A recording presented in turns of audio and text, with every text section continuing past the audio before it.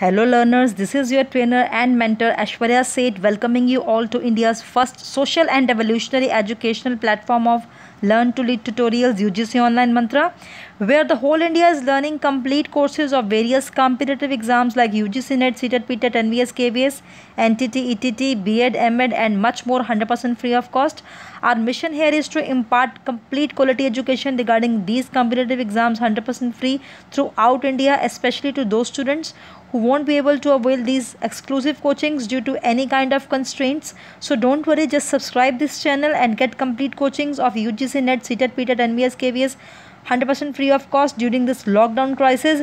So aspirants in UGC NET Paper 1 Preparational Series, the 9th unit of UGC Paper 1, that is People Development and Environment, is going on, in which today I will cover its last subtopic. That is international agreements or efforts. That is part 1. Part 1 of the last subtopic, that is international agreements और efforts. ठीक है जी. तो इसमें जो है ये जो international agreements हैं, इसमें 6 तरह के एग्रीमेंट्स जो हैं वो 1 बाय 1 हम 2 पार्ट्स में, मतलब 2 वीडियोस में डिस्कस करेंगे. आज की वीडियो में मैं 3 एग्रीमेंट्स डिस्कस करने वाली हूँ डिटेल में. Montreal agreement, Rio summit and convention on biodiversity. ये 3 चीज़ें, 3 एग्रीमेंट्स आज करेंगे. और जो बाकी के 3 रहेंगे, Kyoto protocol, Paris agreement and international solar alliance, ये हम करेंगे पार्ट 2, मतलब वीडियो 2 में, जो मैं कल लेके आऊँगी. ठीक है जी. तो चलिए स्टार्ट करते हैं. सबसे पहले Montreal protocol, right, Montreal protocol. सबसे पहले हम इसको, जैसे ये प्रोटोकॉल्स क्यों बनाए जाते हैं, ये एग्रीमेंट्स क्यों किए जाते हैं, सबसे पहले मैं आपको बताती हूँ कि अगर हमारा जैसे क्लाइमेट चेंज हो रहा है, इन्वायरमेंट में काफ़ी तरह के चेंजेस आ रहे हैं, इन्वायरमेंट में जितनी भी प्रॉब्लम्स आ रही हैं, ठीक है जी, दिक्कतें आ रही हैं इन्वायरमेंट को लेके, उन सब प्रॉब्लम्स को या उन सब इश्यूज़ को सॉर्ट आउट करने के लिए बहुत सारे एग्रीमेंट्स और प्रोटोकॉल्स जो हैं वो इंटरनेशनल लेवल पे जो है वो बनाए गए हैं. ठीक है जी. उसमें सबसे पहले आता है Montreal protocol, right. So Montreal protocol on substances that deplete the ozone layer is an international agreement made in 1987. It has designed to stop the production and import of ozone depleting substances and reduce their concentration in the atmosphere. मतलब कहने का है कि जो ये किसके लिए बनाया गया है, इसका एक मेन मिशन है इस प्रोटोकॉल का, मॉन्ट्रियल का, कि वो ओजोन डिप्लीशन को रिमूव करने के लिए, या ओजोन लेयर की जो डिप्लीशन हो रही है, ओजोन लेयर में जो होल है वो जो बढ़ रहा है, उसको कम करने के लिए, ठीक है जी, उसके लिए ये बनाया गया, स्पेसिफिकली डिज़ाइन किया गया. ठीक है जी. So it sits under the Vienna Convention for the Protection of the Ozone Layer. The Vienna Convention was adopted in 1985 following the international discussion of scientific discoveries in 1970s and 80s highlighting the adverse effect of human activity on ozone levels in the stratosphere and discovery of the ozone hole. मैंने आपको पहले बताया इसका main मकसद यही है. अगर आपको क्वेश्चन आए पेपर में कि जो मॉन्ट्रियल प्रोटोकॉल है, this is specifically for which kind of problem, that is ozone layer depletion के लिए ये बनाया गया है इंटरनेशनल लेवल के ऊपर. So it is widely considered as the most successful environmental protection agreement. ठीक है जी. आज तक का सबसे ज़्यादा जो सक्सेसफुल रेट रहा है वो इसी एग्रीमेंट का रहा है. And this timetable has been reviewed regularly with the phase out dates accelerated in accordance with the scientific understanding and technological advances. मतलब कि जो हमारी ह्यूमन एक्टिविटीज़ से या एंथ्रोपोजेनिक एक्टिविटीज़ से ओजोन लेयर के ऊपर जो है वो इफ़ेक्ट पड़ रहा है, उसको साइंटिफिकली जो सॉर्ट आउट करने के लिए जो है वो इंटरनेशनल लेवल पे, ग्लोबलाइज्ड लेवल पे जो एग्रीमेंट ये बनाया गया है. ठीक है जी. सो किस तरह से it sets binding progressive phase out obligations for developing and developed countries for all the major ozone depleting substances. क्या क्या हैं ओजोन डिप्लीटिंग सब्सटेंसेस में, वो क्या क्या जो है वो देखते हैं. It includes the CFCs, chlorofluorocarbons, halons and less damaging transitional chemicals such as hydrochlorofluorocarbons HCFCs. The Montreal Protocol targets 96 ozone depleting chemicals in thousands of applications across more than 240 industrial sectors. तो ये सारा मतलब 96 तरह के जो ozone depleting chemicals हैं उनको counter करने के लिए, इंडस्ट्रियल एमिशंस को काउंटर करने के लिए, ठीक है जी, और सारे इंटरनेशनल लेवल पे जो इस चीज़ को एमिट कर रहा है उसको कंट्रोल करने के लिए ये बनाया गया है जी, ठीक है जी। सो नेक्स्ट क्या है, इट वॉज एग्रीड, कब बनाया गया था, इट वॉज एग्रीड ऑन 16 सितंबर 1987। प्लीज़ इसकी डेट याद कर लीजिएगा कि ये एग्री हुआ था, मतलब ये एक आइडिया आया था 16 सितंबर 1987 में, and it is entered into force, और ये अनफोर्स कब हुआ था, 16 सितंबर 1989। आइडिया जनरेशन कब हुई थी, 16 सितंबर 1987, और एनफोर्स कब हुआ था, 16 सितंबर 1989। आज भी 16 सितंबर ही है। आज की वीडियो मैं बना रही हूँ 16 सितंबर 2020 को बना रही हूँ, तो आप भी इस तरह से याद कर लीजिएगा, जैसे मर्जी आप अपने माइंड में बिठाइए। 16 सितंबर 1989 जो है, कई बार इसकी एग्जैक्ट डेट आ जाती है, ठीक है जी। एनफोर्समेंट की अलग है, एग्रीमेंट की अलग है। So following a first meeting in, कहाँ पे हुआ था, हेलसिंकी में 1989। Since then it has undergone 8 revisions, 8 तरह की इसमें अमेंडमेंट्स भी हुई हैं। इन 1990 लंदन में हुई, 1991 में जो है नायरोबी में हुई, 1992 में जो है कोपेनहेगन में हुई, 1993 में बैंकॉक में, 95 में वियना में, 97 में मॉन्ट्रियल, 98 में ऑस्ट्रेलिया, 99 में बीजिंग, एंड 2016 में जो है कि गाली में हुई है, ठीक है जी। ये सारे इसमें 8 तरह की जो है रिविजन्स हुई हैं, अमेंडमेंट्स हुई हैं, और कहाँ कहाँ पे हुई हैं, कौन कौन से ईयर में हुई हैं, ये भी मैंने आपको जो है अभी बता दिया है स्क्रीन के ऊपर, ठीक है जी। तो चलिए आगे देखते हैं। So Montreal protocol is an international environmental agreement with the universal ratification to protect the earth ozone layer, ये मैंने आपको पहले ही बता दिया। Which would otherwise allow increase UV radiations, अगर इसको कंट्रोल ना किया गया तो यूवी अल्ट्रावायलेट रेडिएशंस जो हैं वो अर्थ तक जो है वो रीच करेंगी, और अर्थ की जो है अर्थ के ऊपर नेगेटिव इम्पैक्ट डाल के जो है वो पल्यूटेड करेंगे यहाँ पे, ठीक है जी। So resulting in higher incidence of skin cancer, क्या क्या कर सकती हैं यूवी रेडिएशंस, स्किन कैंसर कर सकती हैं, आई कैटरेक्ट्स कर सकती हैं, मोर कॉम्प्रोमाइज्ड इम्यून सिस्टम्स कर सकती हैं, negative effects on water shades कर सकती हैं, एग्रीकल्चरल लैंड्स एंड फॉरेस्ट, ये सब तरह के जो है ये जो है प्रॉब्लम्स क्रिएट कर सकती हैं यूवी रेज जो ओजोन लेयर से जो है वो आती हैं, ठीक है जी। सो इन्हीं सब को काउंटर करने के लिए ये मॉन्ट्रियल प्रोटोकॉल बनाया गया है, and Montreal protocol has been further strengthened through 6 amendments, 6 amendments और हुई थी इसमें, which have brought forward phase out the schedules and added new substances to the list of the substances controlled under the Montreal Protocol। कौन कौन सी थी, London 1990, Copenhagen 1992, Vienna 1995, Montreal 1997, Beijing 1999 and Kigali 2016। I think ये हमने पहले भी पढ़ा है यहाँ पे, ये देखिए ये सारा ऐसे है, ठीक है जी। इस तरह यहाँ पे पैराग्राफ में है और वहाँ पे जो है लाइन वाइज दिया हुआ है। ये जो है तो टोटल यहाँ पे 6 हैं, लेकिन टोटल 8 तरह की अमेंडमेंट्स मैंने आपको कराई हैं डिटेल में, ठीक है जी।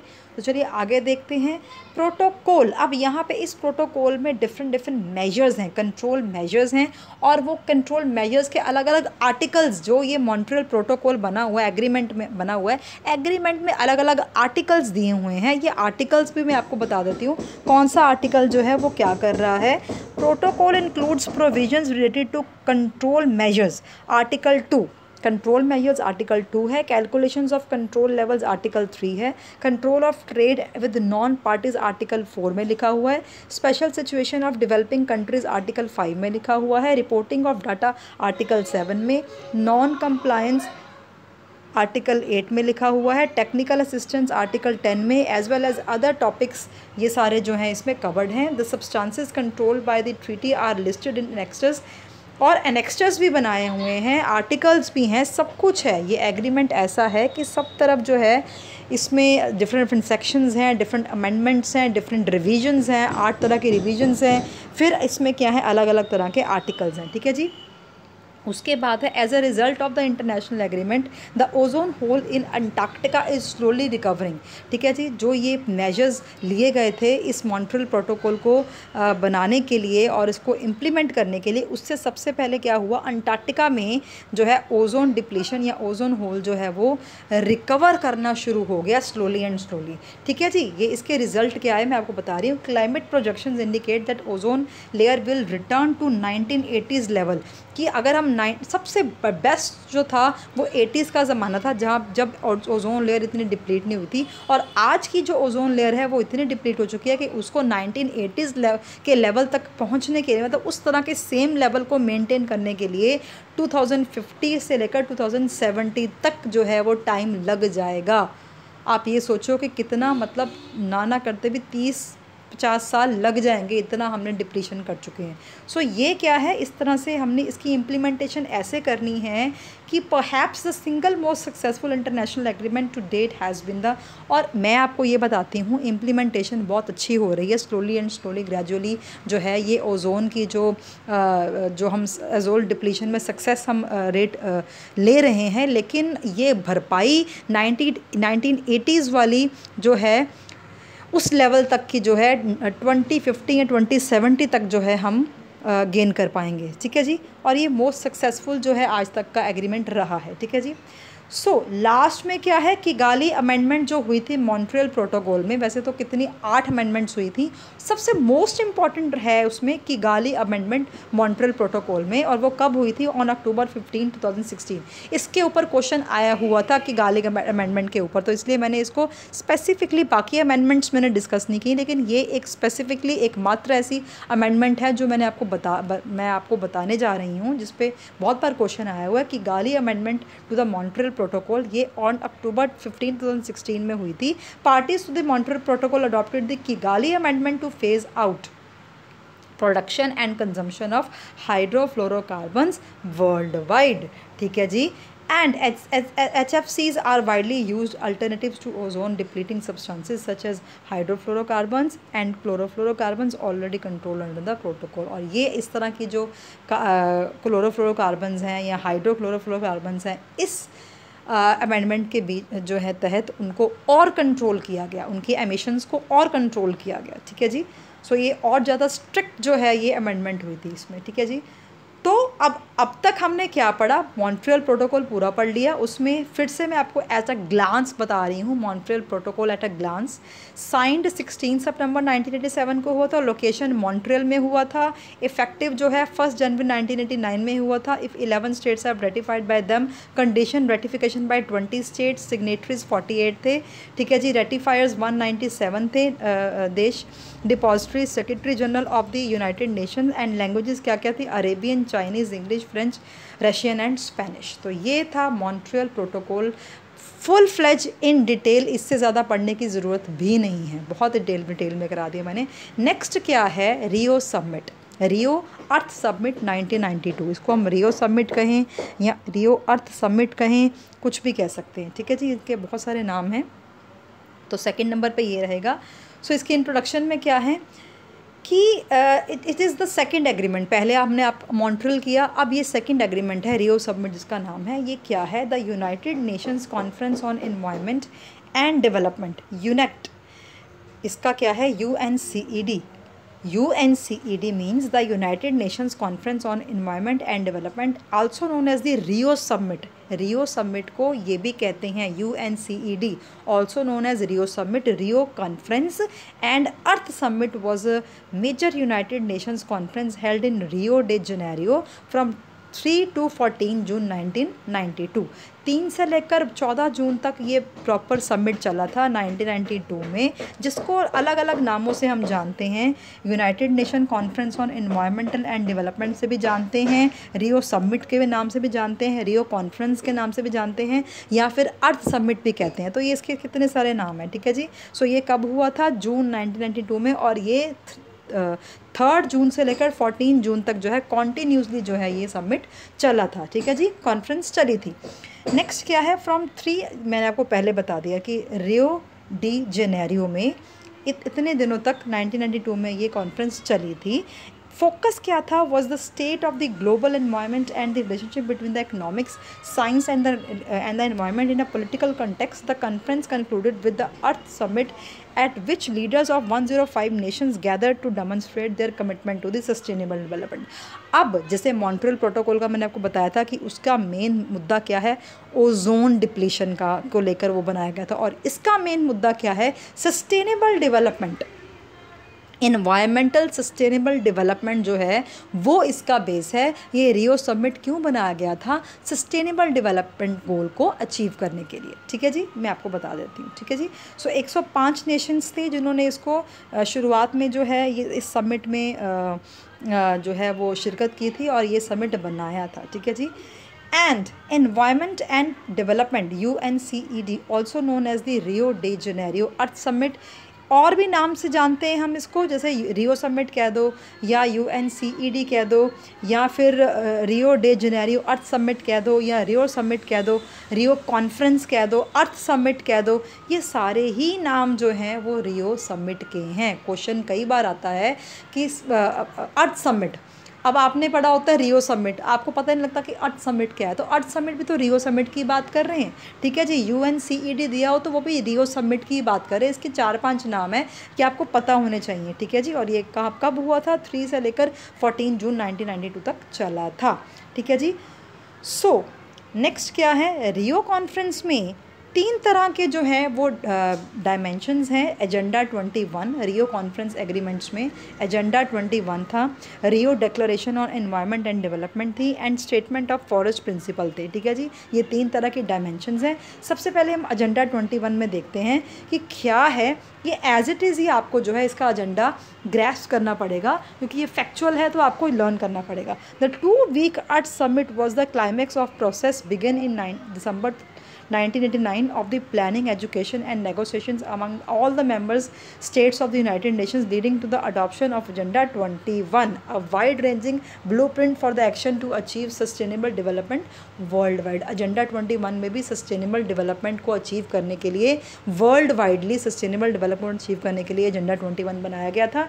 And Maurice Strong, the conference secretary, ये जो कॉन्फ्रेंस का सेक्रेटरी है जनरल, जिनका नाम है Morris strong, call the summit a historic moment for the humanity.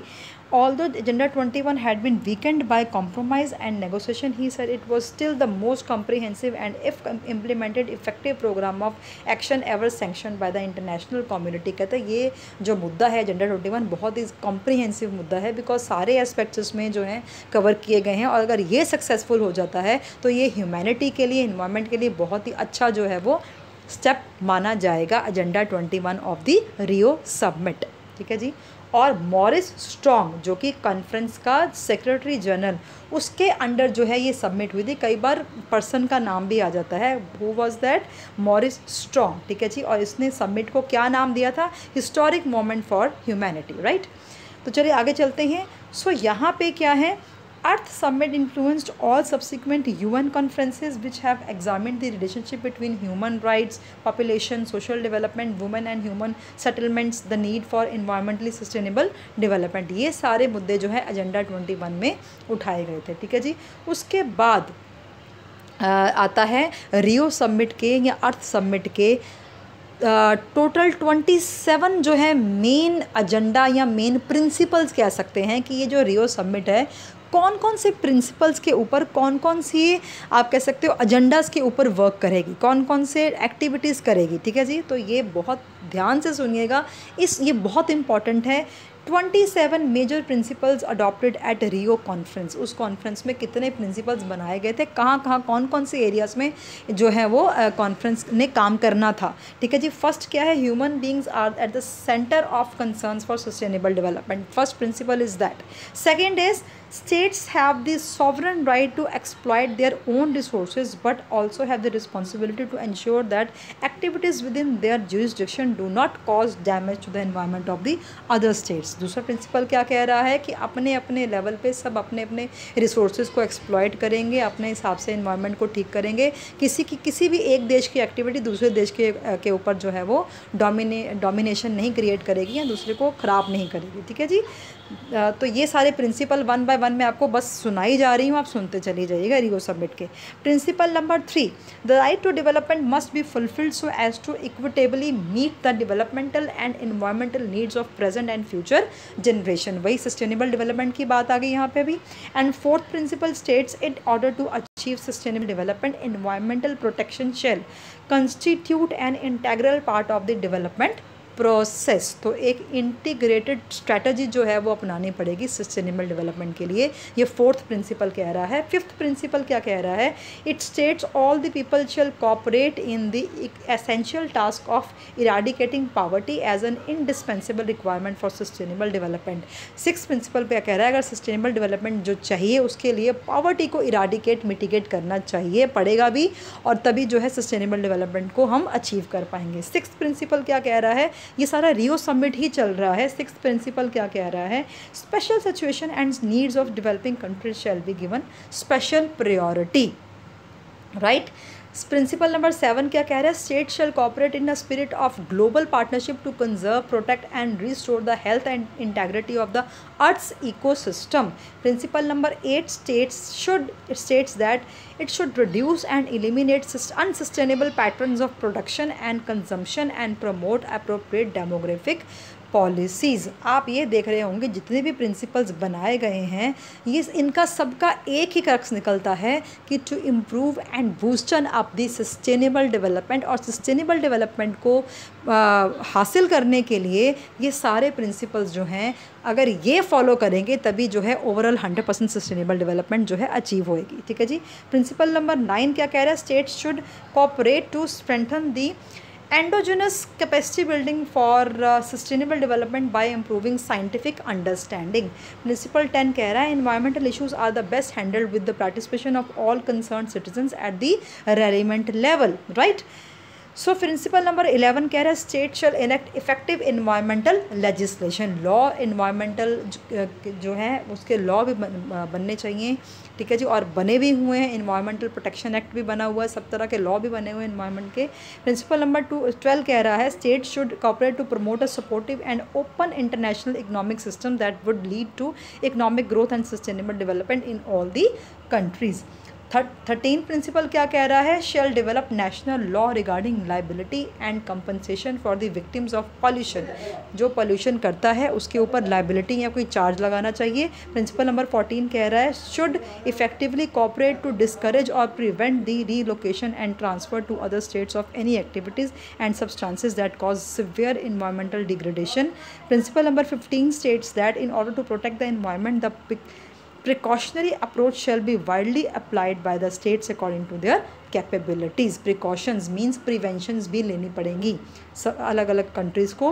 Principle number 16 कह रहा है national authorities should endeavour to promote the internationalization of environmental cost and the use of economic instruments कि optimum utilization of resources होना चाहिए at the best possible cost, वो कह रहा है। प्रिंसिपल 17 कह रहा है environmental impact assessment should be undertaken for the propose activities that are likely to have a significant adverse impact on the environment.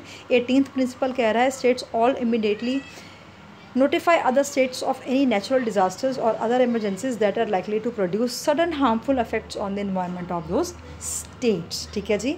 तो ये 1 by 1 27 प्रिंसिपल्स हैं रियो समिट के, अर्थ समिट के 27, जिसके ऊपर ये सारा रियो समिट जो है यहाँ रियो एग्रीमेंट बेस्ड है। इसके अलावा रियो में कुछ भी नहीं है, ठीक है जी। प्रिंसिपल 19 क्या कह रहा है? States shall provide prior and timely notifications and the relevant information to potentially affected states on activities that may have a significant adverse trans boundary environmental effect, ठीक है जी। एंड 20th प्रिंसिपल कह रहा है women have a vital role in environmental management and development, their full participation is therefore essential to achieve the sustainable development. बहुत ही easy language में जो है ये एजेंडाज और ये प्रिंसिपल्स रियो समिट में लिखे गए हैं।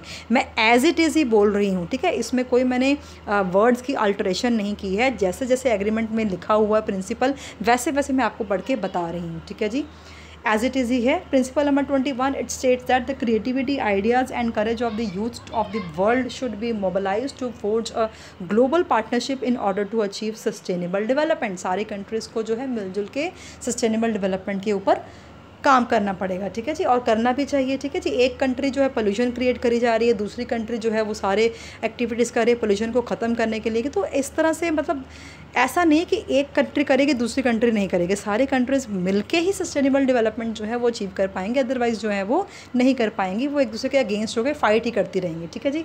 नेक्स्ट प्रिंसिपल क्या कह रहा है, indigenous people and their communities have a vital role in the environmental management and development, state should enable their effective participation in the achievement of sustainable development. Indigenous people वो होते हैं जो पछड़े जाति के लोग होते हैं, या फिर ऐसे एरियाज़ के, जैसे फॉर एग्जांपल कोई आप कह सकते हो माओज़ हैं, नक्सलवादीज़ हैं, या फिर डिफरेंट बैकवर्ड कम्युनिटीज़ के लोग हैं, वो इंडिजिनस पीपल होते हैं। उनकी भी कंट्रीब्यूशन जो है, उनको भी एजुकेशन दें सस्टेनेबल डेवलपमेंट की, क्योंकि वो इतने पढ़े लिखे नहीं होते हैं, उनकी बैकग्राउंड इतनी पढ़ी, उनको भी जो है वो नॉलेज दें और उनकी कंट्रीब्यूशन भी रखवाएं सस्टेनेबल डेवलपमेंट में। प्रिंसिपल 23 कह रहा है, environmental and natural resources of people under operation domination and occupation shall be protected. 24 कह रहा है, warfare is inherent destructive of sustainable development. अगर कोई वार हुई, ठीक है जी, वार है, एक्सप्लोजिव है, न्यूक्लियर एमिशंस हैं, या इस तरह की जो है कोई भी वार कंडीशन जो है वो सस्टेनेबल डेवलपमेंट को कभी भी अपने लेवल पे पूरा नहीं होने दे सकती। एक बार अगर कोई वॉरफेयर एक्टिविटी हो गई तो सारी की सारी जो है डेवलपमेंट ध्वस्त हो जाती है और दोबारा सस्टेन नहीं कर पाते हैं हम, ठीक है जी, ये भी नहीं होनी चाहिए। दैट्स प्रिंसिपल 25 कह रहा है, peace development and environmental protection are interdependent and indivisible. 26 कह रहा है, state shall dissolve all their environmental disputes peacefully. And 27 principle last में क्या कह रहा है, states and people shall cooperate in good faith and in the spirit of partnership in the fulfilment of the principles embodied in this declaration and the further development of international law in the field of sustainable development. तो ये 27 principal है रियो summit के, अर्थ summit के। One by one अगर आपको, क्योंकि अब ये देखिए माइंड में बिठाने पड़ेंगे, आप ये वीडियो 2 बार देखिए, 4 बार देखिए, 10 बार देखिए, बस ये माइंड में बिठा लीजिए, बिकॉज इसमें हम कुछ अपनी तरफ से कुछ नहीं कर सकते। जो एग्रीमेंट में लिखा हुआ है, जो एजेंडाज हैं, जो प्रिंसिपल्स हैं, उसको एज इट इज़ ही लर्न करना पड़ेगा, ठीक है जी।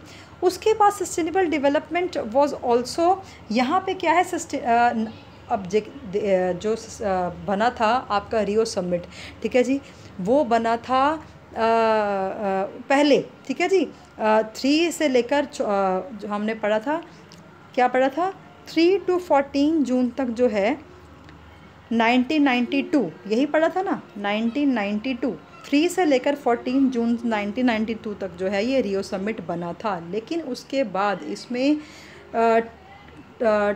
2012 में इसमें और अमेंडमेंट की गई थी।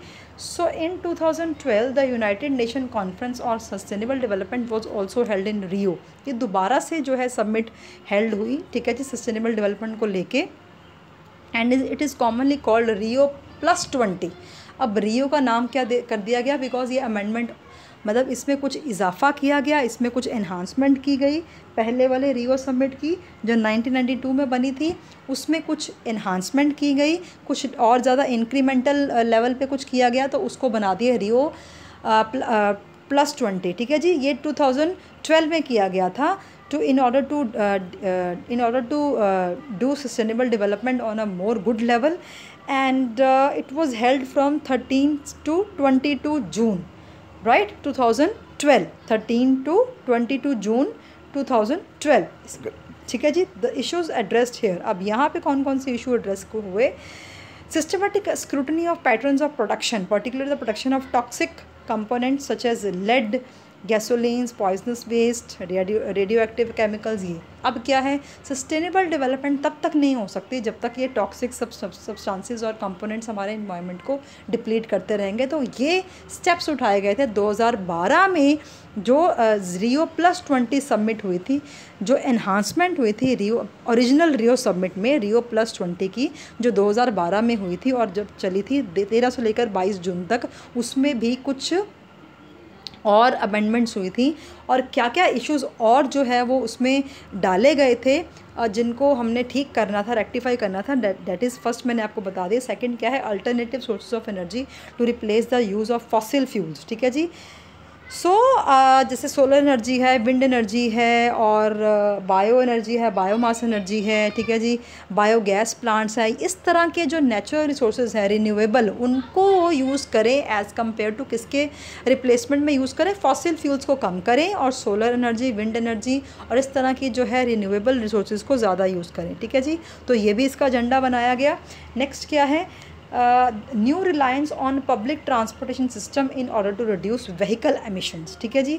नेक्स्ट क्या है, the growing usage and supply of water, and last is the important achievement of the summit was an agreement on the climate change convention with turn led to the Kyoto Protocol and the Paris agreement.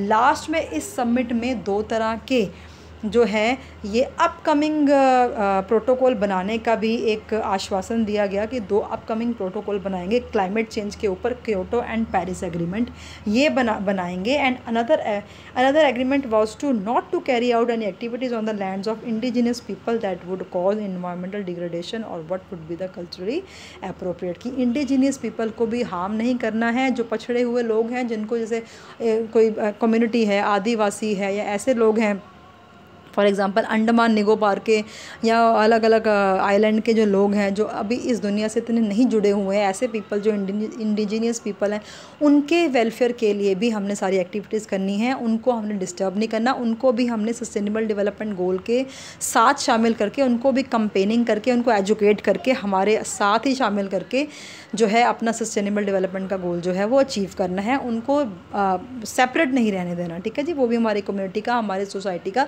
Part ही है indigenous people. तो ये सारा कुछ जो है इसमें include किया गया, ठीक है जी।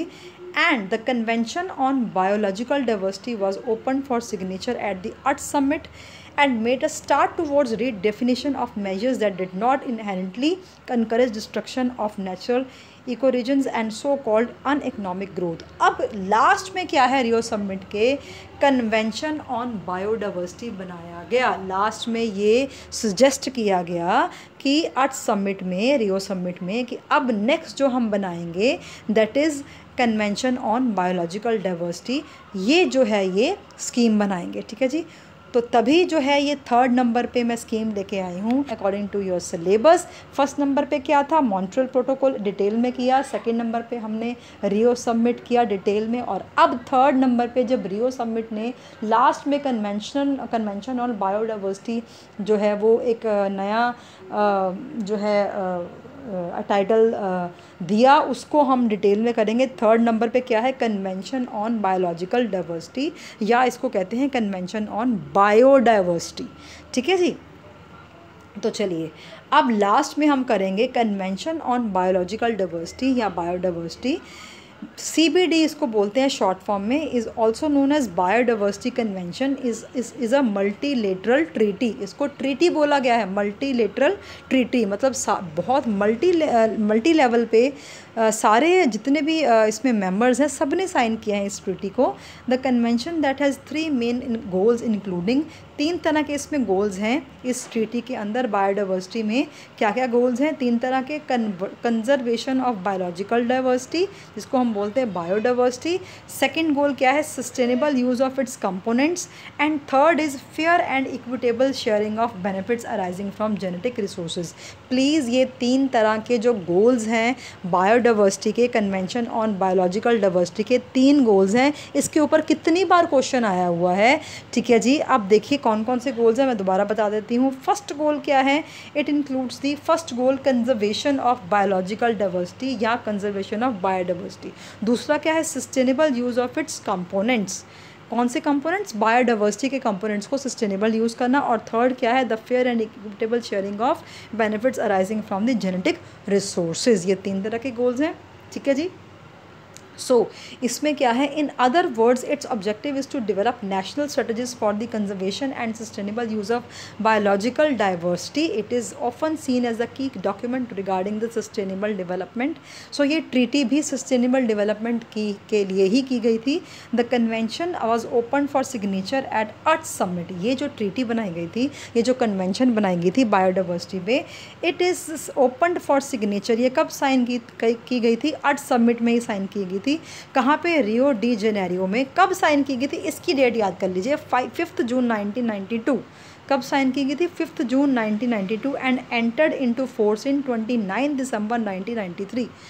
इसकी भी 2 डेट्स हैं जब अभी सिर्फ डिसीजन लिया गया था, अभी जो है माइंड फ्रेमवर्क ही बनाया गया था 5 जून 1992, और एनफोर्स एक्चुअली इम्प्लीमेंट कब किया गया था? 29 दिसंबर 1993। सो CBD हैज़ 2 सप्लीमेंट्री एग्रीमेंट्स, और इसके अंदर 2 मेन और सप्लीमेंट्री एग्रीमेंट्स बने हैं। कौन कौन से? Cartagena protocol and Nagoya protocol. Cartagena protocol and Nagoya protocol किसके हैं जी? कन्वेंशन ऑन बायोडाइवर्सिटी में 2 फर्दर जो हैं सब, या फिर आप कह सकते हो कि सप्लीमेंट्री एग्रीमेंट्स इस ट्रीटी में थे। कौन कौन से हैं जी? Cartagena protocol and Nagoya protocol. ठीक है जी। So Cartagena protocol on biodiversity, biosafety, ये किसके ऊपर है? बायोसेफ्टी के ऊपर। Cartagena protocol is on biosafety to the convention of biological diversity is an international treaty governing the movements of living modified organisms resulting from modern biotechnology from one country to another. It was adopted on 29 January 2000 as an supplementary agreement to the convention on biodiversity, biological diversity and enter into force on 11 सितंबर 2003। अब ये देखो, इसके ऊपर भी जो कार्टागेना protocol है ये mind में कब लेके आया गया? ये 29 जनवरी 2000 में इसकी जो है ये फ्रेमवर्क हुआ, लेकिन इसकी इम्प्लीमेंटेशन कब की गई? 11 सितंबर 2003। सारे के सारे एग्रीमेंट्स का प्लीज़ आप जो हैं सारी डेट्स याद कर लीजिएगा। ठीक है जी, बहुत बहुत इंपॉर्टेंट हैं, और ये बिल्कुल डायरेक्ट क्वेश्चन आ जाता है डेट्स के ऊपर कई बार। उसके बाद नागोया सेकंड सप्लीमेंट्री जो है कन्वेंशन ऑन बायोडाइवर्सिटी में सेकंड सप्लीमेंट्री ट्रीटी कौन सी है या प्रोटोकॉल कौन सा है? Nagoya protocol on access to genetic resources and their fair and equitable sharing of benefits arising from their utilization. So ABS इसको बोलते हैं, arising from their utilization to the Convention of Biological Diversity is a supplementary agreement to the Convention of Biological Diversity. It provides a transparent legal framework for effective implementation of one of the 3 objectives. ठीक है जी। CBD के जो 3 objectives मैंने starting में बताए थे, उनको legally जो है वो मतलब एनफोर्स कराने की जो रिस्पॉन्सिबिलिटी है that is on the Nagoya protocol के ऊपर है। The fair and equitable sharing of benefits arising of the utilization of genetic resources. Nagoya protocol और ABS was adopted on, कब अडॉप्ट किया गया था? 29 अक्टूबर 2010। फिर से डेट याद रखनी है आपको नागोया की, 29 October 2010 in Nagoya Japan and entered into force. ठीक है जी। उसकी प्लानिंग कब की गई? 29 अक्टूबर 2010, और उसको एनफोर्स कब किया गया? Entered into force on 12 October 2014, 90 days after the deposit of the 50th instrument of ratification. Its objective is the fair and equitable sharing of benefits arising from the utilization of genetic resources, thereby contributing to the conservation and sustainable use of biodiversity. ठीक है जी। Nagoya भी कर लिया और कार्टागेना भी कर लिया, और उससे पहले जो है मतलब जितने भी हमने अभी आज की प्रेजेंटेशन में हमने 3 एग्रीमेंट किए हैं, मॉन्ट्रियल प्रोटोकॉल, रियो समिट, और तीसरा क्या है? Convention on biodiversity. Convention on biodiversity में भी हमने 2 फर्दर एग्रीमेंट कर लिए, नागोया एंड कार्टागेना। ठीक है जी। सबके ईयर, सबकी जो है ऑब्जेक्टिव्स, प्रिंसिपल, एजेंडाज, ठीक है जी, date of implementation and date of planning and उनके ऑब्जेक्टिव, मिशन, सब कुछ याद करना है, बिकॉज इसके ऊपर हमेशा हर सेट में हर बार क्वेश्चन आता है। UGC में ज़रूर क्वेश्चन आता है, बहुत इंपॉर्टेंट है। आज हमने 3 किए, और कल की प्रेजेंटेशन में जो आगे 3 हैं इसमें that is Kyoto protocol, Paris agreement और इंटरनेशनल सोलर अलायंस। ये 3 जो हैं वो हम कल करेंगे पार्ट 2 में। ठीक है जी। सो तब तक के लिए आप हमें इजाज़त दीजिए। ठीक है जी। एंड आपको अगर वीडियो पसंद आई हो, आपको इन्फॉर्मेटिव लगी हो, नॉलेज आपकी बड़ी हो, तो प्लीज़ इसको लाइक करें, लाइक का बटन दबाएं। 1 सेकंड में लाइक भी हो जाता है। आपको फ्री ऑफ कॉस्ट जो है वो एजुकेशन मिल रही है हमारे चैनल के ऊपर। इससे पहले ये लास्ट सब टॉपिक चल रहा है पीपल डेवलपमेंट एंड एनवायरनमेंट का, लास्ट वाला। इससे पहले सारा का सारा 100% सिलेबस जो है कवर हो चुका है पीपल डेवलपमेंट एंड एनवायरनमेंट का। टोटलिटी में टोटल करंट सिलेबस जो है सारा कवर हो चुका है, और लास्ट सब टॉपिक जो चल रहा है उसका भी वो कल जो है वीडियो 2 लेके आऊँगी, वो भी पूरा का पूरा पीपल डेवलपमेंट एनवायरनमेंट टोटल 100% ख़त्म हो जाएगा। ठीक है जी। So thank you so much, stay tuned for the next video. God bless you all, and bye bye. Bye bye for now.